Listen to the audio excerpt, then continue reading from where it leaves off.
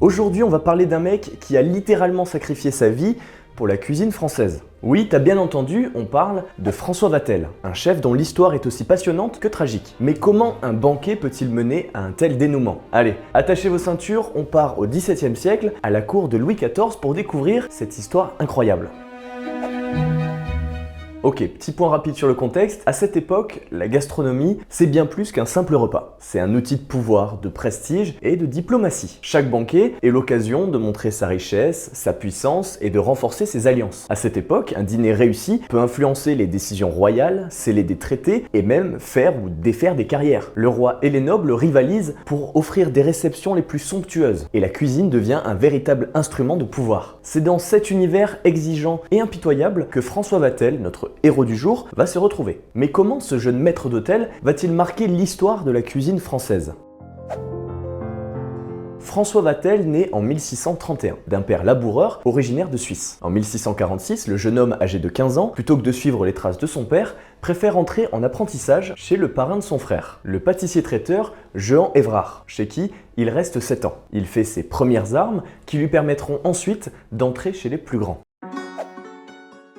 Nous sommes maintenant en 1653. Le roi de France, Louis XIV, qui n'a que 15 ans, règne sur un royaume de France un peu en galère. Le pays n'a plus d'argent et fait face à des rivalités internes. En réalité, c'est le tout-puissant cardinal Mazarin qui dirige le pays d'une main de fer en tant que Premier ministre. Pour redresser le royaume, Mazarin nomme surintendant des finances un homme riche et habile pour les questions d'argent, Nicolas Fouquet. Mais l'ambition de ce Nicolas va lui coûter cher. Venant de terminer de construire son château à Vaux-le-Vicomte, Fouquet affiche sans complexe sa puissance et c'est ce qui provoquera sa perte. Il veut montrer au jeune roi, alors adolescent, que c'est l'homme fort du royaume. Alors pour l'inauguration de son château, un soir d'été, il ne fait pas les choses à moitié. Nicolas Fouquet invite à sa table le roi Louis XIV, la reine-mère Anne d'Autriche et toute la cour. Il charge un tout jeune homme, un peu timide mais organisateur surdoué et cuisinier de génie, François Vatel, d'organiser un banquet époustouflant. La fête est grandiose. 80 tables, 30 buffets couverts de faisan, de caille, d'ortolan, de perdrix. La vaisselle est en or massif et en argent. Mais c'est pas tout. Un orchestre de 30 musiciens joue la musique de Lully, tandis que le grand Molière fait jouer une comédie-ballet spécialement écrite pour l'occasion. Bref, c'est vraiment l'événement de l'année. Fouquet y a mis le prix, et ça se voit. Mais Louis XIV et sa cour ne sont pas de cet avis. Le royaume de France est en galère financière, et le roi n'oublie pas qu'il a dû faire fondre sa vaisselle d'or pour renflouer les caisses du royaume à cause de la guerre de 30 ans. Cette démonstration de richesse, de la part de Fouquet, le contrarie, et il se sent profondément humilié. Au moment où un feu d'artifice illumine le ciel au-dessus du château, oui, parce qu'en plus il y avait des feux d'artifice, Louis XIV, ivre de rage, aura ces mots. Il faudra faire rendre gorge à tous ces gens. Ni une ni deux, il fait arrêter Fouquet par un certain D'Artagnan quelques semaines plus tard et le remplace par Colbert. De son côté, Vatel, qui prend peur pour sa vie, s'enfuit en Angleterre. Bon, pas vraiment le pays de la gastronomie. Mais sa réputation de génie culinaire le suit jusque de l'autre côté de la Manche. À tel point qu'un autre puissant rival du roi de France, Louis II de Bourbon, que tu connais peut-être sous le nom du Grand Condé, l'appelle à son service. Il veut, lui aussi, utiliser les talents culinaires de notre cher François pour servir ses intérêts politiques. Il le nomme donc contrôleur général de la bouche du Grand Condé. Oui,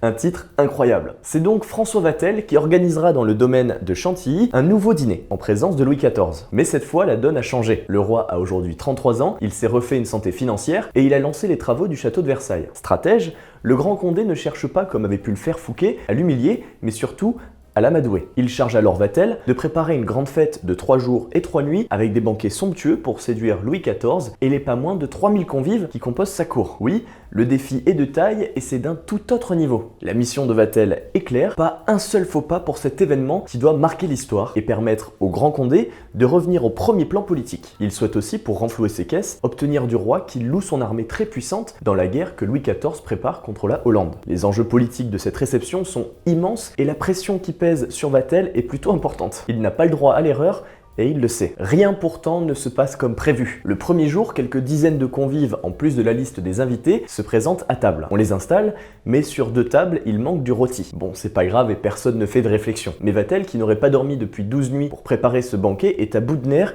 et se sent personnellement humilié. Mais il prend sur lui. L'enjeu est quand même hyper important. Le lendemain, Vatel a prévu comme il se doit de servir du poisson aux 3000 invités. Il le veut extra frais et pêché dans les eaux de Boulogne-sur-Mer et de la baie de Somme, où il a envoyé ses acheteurs. Sole, turbo, barbu, carlet et limande, sans compter profusion de coquillages, sont au menu. Autant te dire que la commande et précise. Je sais pas si tu vois où se situe le château de Chantilly, mais bon, il est pas hyper proche de la mer, donc ça prend du temps. Au terme d'une énième nuit blanche, au petit matin, Vatel attend donc sa commande de produits de la mer, prêt à lancer ses commis pour les préparations. Mais sur les centaines de poissons commandés, 2 paniers seulement arrivent à peine remplis. Les heures passent, toujours rien, pas de poisson. Vatel, qui commence à paniquer, confierait alors à un responsable du château « Monsieur, je ne survivrai pas à cet affront, j'ai de l'honneur et de la réputation à perdre. » Alors que tout le monde tente de le rassurer en lui conseillant d'attendre les poissons, Vatel devient fou, rejoint sa chambre et dans une succession de râles se jette violemment par 3 fois sur son épée, coincée dans l'angle de la porte. Au moment précis où le 3e coup d'épée lui enlève la vie, un bruit sourd et rythmé de roues résonne sur les pavés de la majestueuse entrée du domaine de Chantilly. C'est le convoi des charrettes arrivé de Boulogne, gorgé de poissons frais et ruisselants. Mais là, difficile de savoir si c'est vraiment arrivé comme ça ou si c'est l'histoire qui a voulu rendre sa fin encore plus dramatique. Il en reste qu'au prix exorbitant de sa vie, Vatel venait d'entrer dans la légende, faisant de son nom le symbole de la gastronomie française dans le monde entier. Le poisson ne fut jamais mangé et le Grand Condé se réconcilia durablement avec le roi Soleil. Inventeur de l'idée de dîner politique et par extension du repas d'affaires, Vatel aura finalement réussi à mener à bien sa dernière mission. Si la vidéo t'a plu, n'hésite pas à liker, à t'abonner et à me le dire en commentaire, et à bientôt pour plus de vidéos.